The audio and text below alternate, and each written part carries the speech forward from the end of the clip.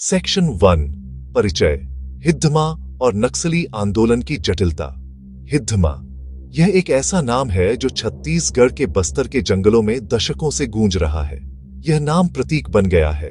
भय, विद्रोह, एक अनसुलझी पहेली। जब भी देश के किसी कोने में नक्सली हिंसा की बड़ी घटना होती है, एक नाम सामने आता है, माडवी हिद्दमा। सुरक्षा बलों के लिए वह एक खूंखार कमांडर है। नक्सली आंदोलन के समर्थकों के लिए वह शायद एक क्रांतिकारी नायक हो। जल, जंगल, जमीन। लेकिन इन दोनों छवियों के बीच हिद्दमा का सच क्या है? वह कौन है? क्या वह महज एक व्यक्ति है या उन परिस्थितियों का प्रतीक? हिद्दमा की कहानी को समझना केवल एक व्यक्ति की कहानी नहीं है। यह पूरे संघर्ष की परतें खोलने की कोशिश है जो उलझा है। विकास, अधिकार, अस्मिता। आज 1 नवंबर 2025 को यह जानना और भी महत्वपूर्ण हो गया है। सरकारें बदली, नीतियां बदली, अभियानों के नाम बदले, लेकिन हिद्दमा का नाम लगातार बना रहा। उसे कई बार मृत घोषित किया गया। हर बार वह किसी नई घटना के साथ फिर से चर्चा में आता है। क्या हिद्दमा सिर्फ एक चेहरा है जिसके पीछे एक पूरी व्यवस्था काम कर रही है? इस निबंध में हम हिद्दमा की कहानी को तथ्यों और सार्वजनिक जानकारी के आधार पर परत दर परत खोलने का प्रयास करेंगे। हम भावुकता से दूर रहकर निष्पक्ष दृष्टिकोण अपनाएंगे। हमारा उद्देश्य नायक या खलनायक नहीं बनाना, बल्कि वजहें टटोलना। हम देखेंगे समय रेखा, आरोप, प्रभाव, कानूनी स्थिति। नक्सली समस्या केवल कानून का मुद्दा नहीं है, इसके गहरे आयाम भी हैं। सामाजिक, आर्थिक, राजनीतिक। क्या हिद्दमा की मौजूदगी या गैर मौजूदगी से नक्सली आंदोलन पर वास्तविक प्रभाव पड़ेगा? क्या एक व्यक्ति को खत्म कर देने से वह विचारधारा समाप्त हो जाएगी? जवाब आसान नहीं। इन सवालों से जटिल सच्चाई के करीब पहुंचा जा सकता है। हिद्दमा की कहानी उस भारत की तरफ ले जाती है जो छिपा है जंगलों, पहाड़ों, जीवन मृत्यु। सेक्शन समाप्त। हिद्दमा की पहचान हमेशा से एक रहस्य के पर्दे में लिपटी रही है। उसके असली नाम और शुरुआती जीवन के बारे में पुख्ता जानकारी नहीं है। सुरक्षा एजेंसियों और पत्रकारों की रिपोर्टों के अनुसार उसका जन्म सुकमा जिले के पुवर्ती गांव में हुआ था। एक आदिवासी गांव, मिट्टी का घर और बच्चे खेलते हुए। घना जंगल, दुर्गम पहाड़ियां।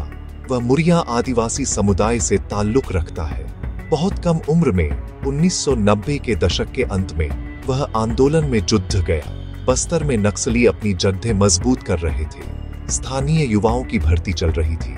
हिद्दमा उन्हीं में से एक था। गरीबी, शोषण, सरकारी तंत्र की उपेक्षा, इन कारणों से वह हथियार उठा बैठा। कई अटकलें हैं। कुछ रिपोर्टें स्थानीय अधिकारियों के अत्याचार बताती हैं। अन्य स्रोत कहते हैं वह नक्सली विचारधारा से प्रभावित था। जल, जंगल, जमीन, ये अधिकार दिलाने का वादा था। किसी भी वजह से उसने संगठन में जल्दी अपनी जगह बनाई। क्रूरता, रणनीतिक समझ, स्थानीय भूगोल की गहरी जानकारी। वह गुरिल्ला युद्ध की तकनीकों में माहिर माना जाता है। वह अपने लड़ाकों को कठोर प्रशिक्षण देता था। समय के साथ वह PLGA बटालियन नंबर 1 का कमांडर बन गया। यह इकाई बहुत खतरनाक और प्रशिक्षित मानी जाती है। बटालियन मुख्यतः सुकमा में सक्रिय है। बटालियन मुख्यतः बीजापुर में सक्रिय है। सुरक्षा बलों पर हुए कई बड़े हमलों के लिए इसे जिम्मेदार बताया जाता है। हिद्दमा हमेशा पर्दे के पीछे से काम करता है। उसकी बहुत कम तस्वीरें उपलब्ध हैं, जिनकी प्रामाणिकता पर हमेशा सवाल उठते रहे हैं। यह रहस्यमयी छवि उसे एक मिथकीय किरदार बना देती है। स्थानीय लोगों में खौफ और स्थानीय लोगों में सम्मान। उसका उदय उस दौर में हुआ जब सलवा जुडूम जैसा विवादित अभियान चल रहा था। उस हिंसा ने समाज को 2 हिस्सों में बांट दिया। कई युवाओं को नक्सली रैंकों में धकेल दिया गया। हिद्दमा उसी हिंसक माहौल की उपज है। वह एक पीढ़ी का प्रतिनिधि है जिसने सिर्फ बंदूकें और बारूदी सुरंगें ही देखी हैं।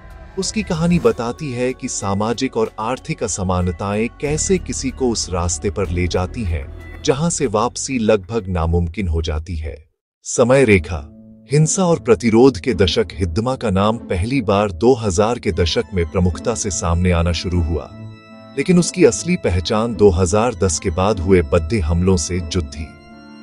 इन घटनाओं ने उसे देश के सबसे वांछित नक्सली कमांडरों में से एक बना दिया।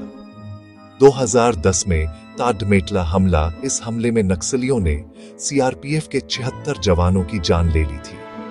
इस हमले की योजना और क्रियान्वयन का मुख्य जिम्मेदार हिद्दमा को ही माना जाता है। ये घटना ने पूरे देश को झकझोर कर रख दिया और सुरक्षा एजेंसियों का ध्यान हिद्दमा पर केंद्रित कर दिया। यह हमला उसकी क्रूरता और गुरिल्ला युद्ध की रणनीति में उसकी महारत का एक स्पष्ट उदाहरण था, जिसने उसे नक्सली पदानुक्रम में एक महत्वपूर्ण स्थान दिलाया। इसके बाद 2013 में चीरम घाटी में कांग्रेस के काफिले पर हुआ हमला, जिसमें हिद्दमा की भूमिका का संदेह जताया गया। इस हमले में छत्तीसगढ़ कांग्रेस के कई वरिष्ठ नेताओं सहित लगभग 27 लोग मारे गए थे। यह हमला सिर्फ सुरक्षा बलों पर नहीं, बल्कि राजनीतिक नेतृत्व पर एक सीधा प्रहार था।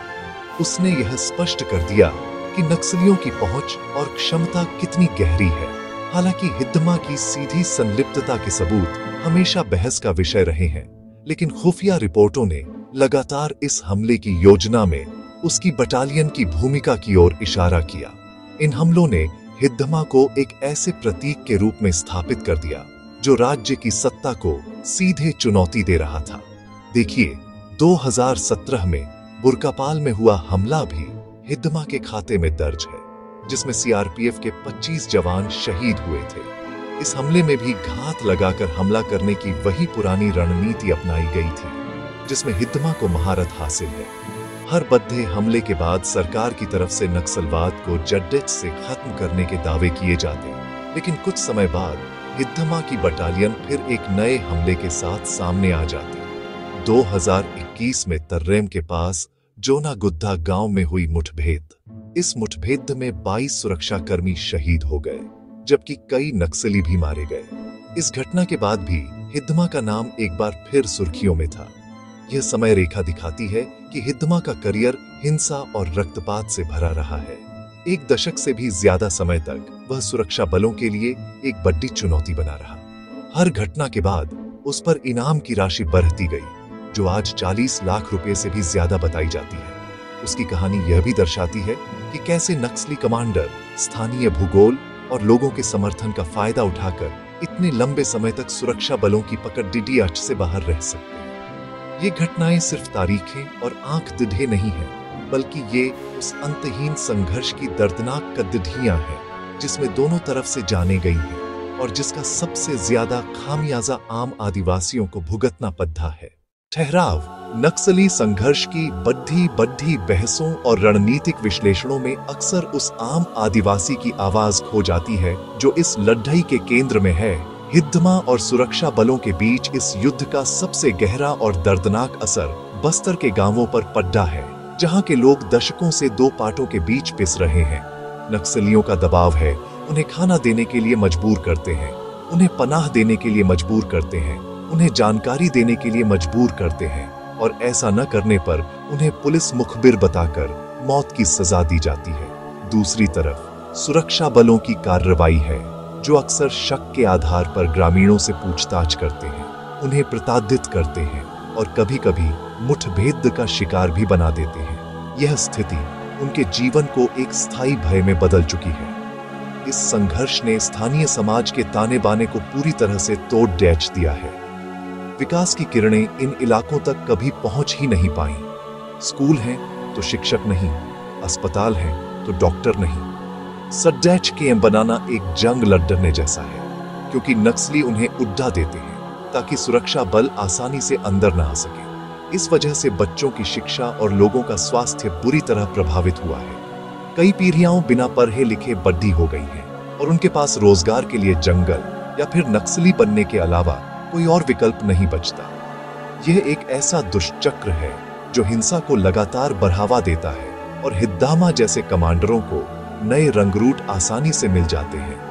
मानवीय दृष्टिकोण से देखें तो यह एक बहुत बड़ी त्रासदी है। जिन लोगों के अधिकारों की लड़ाई लड़ने का दावा नक्सली करते हैं, उन्हीं लोगों का जीवन सबसे ज्यादा असुरक्षित हो गया है। साप्ताहिक बाजार, जो कभी सामाजिक मेलजोल का केंद्र हुआ करते थे, अब खतरे की जगह बन गए हैं। लोग अपने ही खेतों में जाने से डरते हैं, क्योंकि वहां बारूदी सुरंग हो सकती है। हजारों परिवारों को अपने गांव छोड़कर सुरक्षित जगहों पर शिविरों में शरण लेनी पड़ी है। Marketing image. एक आदिवासी महिला अपने बच्चे को गोद में लिए हुए उदास और चिंतित चेहरे से कैमरे की ओर देख रही है, जहां उनका भविष्य अनिश्चित है। यह विस्थापन उनकी संस्कृति, भाषा और जीवन शैली के लिए एक बड़ा खतरा है।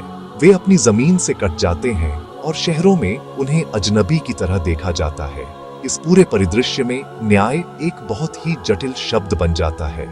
सरकार विकास की बात करती है, लेकिन वह विकास अक्सर बड़ी कंपनियों और खनन परियोजनाओं के रूप में आता है, जो आदिवासियों को उनकी ही जमीन से बेदखल कर देता है।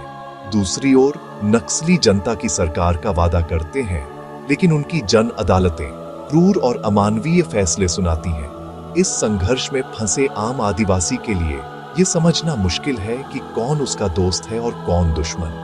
हिद्दमा की कहानी और उसका प्रभाव इस मानवीय संकट से अलग करके नहीं देखा जा सकता, क्योंकि वह इसी टूटे हुए समाज और व्यवस्था की उपज है। ठहराव। कानून की नजर में हिद्दमा एक दुर्दांत अपराधी है, जिस पर हत्या, अपहरण, जबरन वसूली और देशद्रोह जैसे दर्जनों गंभीर आरोप हैं। वह राष्ट्रीय जांच एजेंसी की मोस्ट वांटेड सूची में शामिल है और कई राज्यों की पुलिस की मोस्ट वांटेड सूची में भी। उस पर कुल मिलाकर 40 लाख रुपए से भी ज्यादा का इनाम घोषित किया गया है।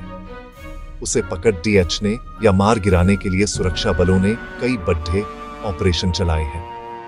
इन्हें ऑपरेशन प्रहार जैसे नाम दिए गए। इनमें कोबरा बटालियन को तैनात किया गया, साथ ही ग्रे हाउंड्स भी लगे और डिस्ट्रिक्ट रिजर्व गार्ड को भी लगाया गया। इसके बावजूद हिद्दमा आज तक पकड़ डीएच में नहीं आया है। यह खुफिया तंत्र और ऑपरेशनल रणनीतियों की सीमाओं को उजागर करता है। हिद्दमा की कानूनी स्थिति यह दिखाती है कि बस्तर जैसे दुर्गम इलाकों में कानून का शासन स्थापित करना कितना मुश्किल है। सबूतों का अभाव, गवाहों का डर और स्थानीय नेटवर्क का मजबूत होना, ये सभी कारक न्यायिक प्रक्रिया को बाधित करते हैं। कई बार हिद्दमा के मारे जाने की खबरें भी सामने आई हैं। 2021 में ऐसी अफवाहें जोरों पर थीं और 2023 में भी कहा गया कि वह किसी ड्रोन हमले से मारा गया है या बीमारी से मारा गया।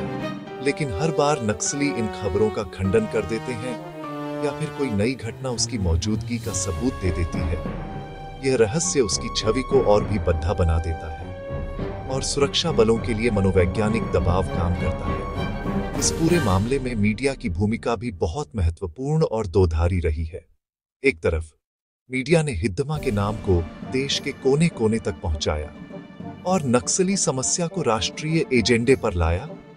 पत्रकारों ने अपनी जान जोखिम में डालकर रिपोर्टिंग की है और वहां के मानवीय संकट को उजागर किया। मीडिया रिपोर्टों से हमें हमलों का विवरण और सरकारी अभियानों की जानकारी मिलती है। हालांकि कई बार मीडिया पर हिद्दमा की छवि को जरूरत से ज्यादा बद्धा करने का आरोप भी लगता है।